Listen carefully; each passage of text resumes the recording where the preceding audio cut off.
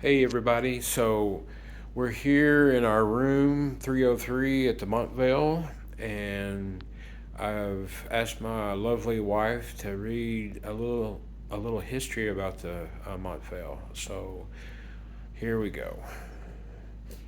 Okay, John Binkley, the original owner of the Montvale block and an important contributor to Spokane's early development.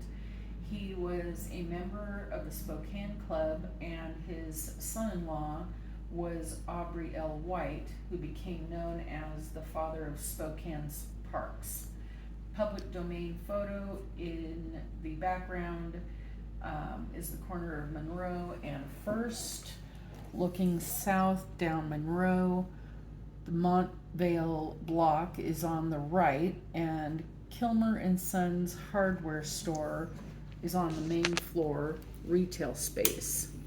Turn a line for you. 1931 photo, courtesy of the Northwest Museum of Arts and Culture. So it's odd to think about it, but when John Binkley arrived here in Spokane in 1883, the area we know as downtown today had more houses than buildings. His Montvale block, pictured on the southwest corner of Monroe and First Avenue in the photo below, itself was contribution, sorry, prior to its construction in 1899, just such a row of stick framed houses. It would be over 3 decades later that the now iconic Fox Theater would be built across First Avenue, where the fenced lot sits in the foreground. At the time of the photo, construction of the Fox had just begun. The building east across the street from the Montvale to the left of the photo is now a parking lot. No doubt most of us today have eaten at the building in the distance behind the elevated railroad tracks. The old That's the old spaghetti factory now. Binkley practiced law in Spokane and served as a probate judge. With his cousin, he co-founded the Northwestern and Pacific Mortgage Company in 1884. Binkley and his wife, Josephine, built a house in 1889 on Spokane's South Hill on the 600 block of Maple Street, which, like his Montvale property, is also the historic register is in the historic register. In 1896, their interests merged with the Hypothec Bank, Hypothec Bank, and the general purpose of investing millions from Dutch bankers in city and farm mortgages. Dating the During this time, Binkley's reputation for assisting the working class in Spokane made him among the most respected businessmen in town. As such, the Montvale block hit Binkley's profile. It began as an SRO hotel, or single room occupancy hotel. Outfits like these catered to the traveling working class, and rooms could be rented for as little as $1 per week. Such was the need at the time that thousands of homeless workers, mostly single men, would often sleep in saloons because housing and hotel rooms were in short supply. In the early 20th century, Spokane's First Avenue included other SRO buildings like the Otis, originally the Atlantic, the Norman, and the Jefferson.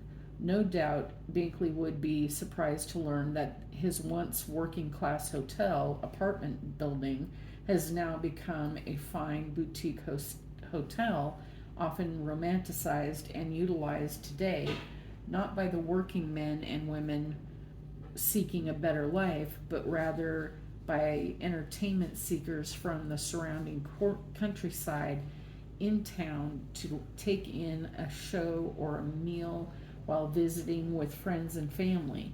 Today, the Montvale Hotel is owned and operated by local developer Jerry Dicker, Jerry Dicker, who has purchased a variety of properties in town with historic preservation in mind. And then these are just some pictures at left, the First Avenue entrance to Kilmer and Sons Hardware and Sporting Goods in 1920. Notice in the foreground a fuel pump stands on the sidewalk, as was common in those days outside hotels.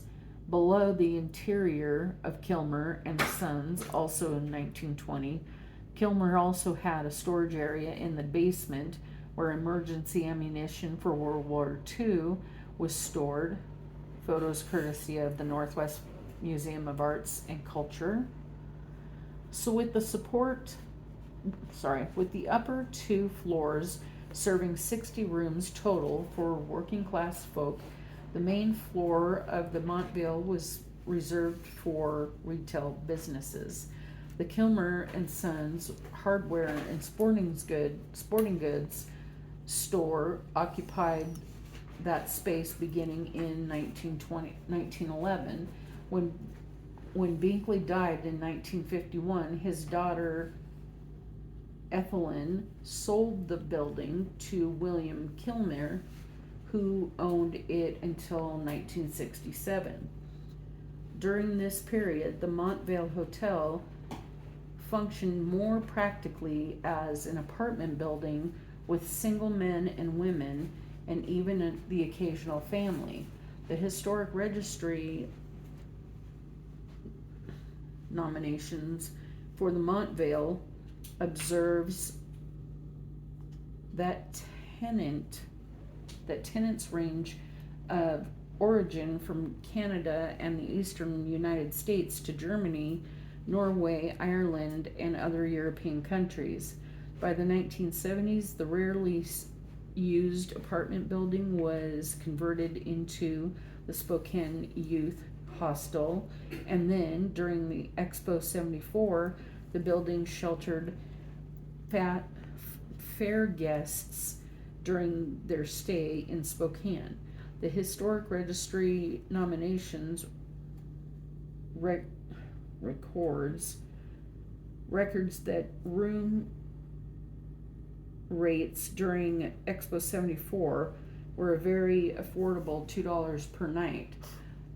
But following the last interested in the residual floors of the property faded and the apartments were closed in 1980. The rooms at the Montvale Hotel originally contained the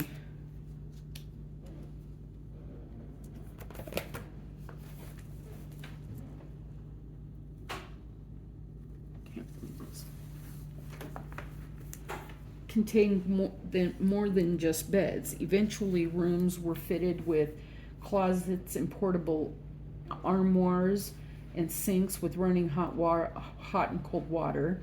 Guests and residents shared a bathroom on each floor.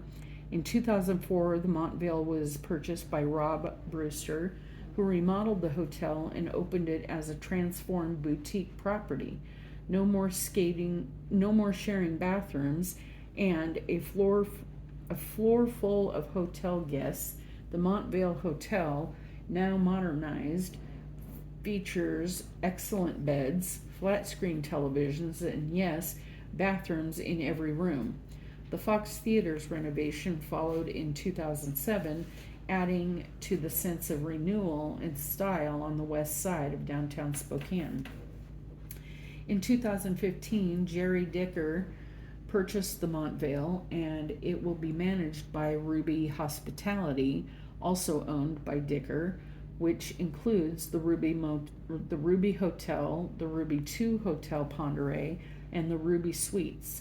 The main floor retail sick bases will be remodeled, as will each room one by one, and the Montvale lobby will be expanded to include a coffee shop and other amenities.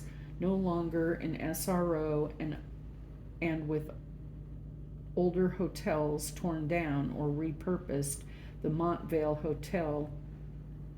the Montvale boasts being the oldest hotel in town. Excellent. Thank you very much. And that, folks, is a little history of the Montvale Hotel. And this is our room tonight. 303. It's supposed to be haunted. So we're hoping to have some good luck tonight. And just to give you a little view of it.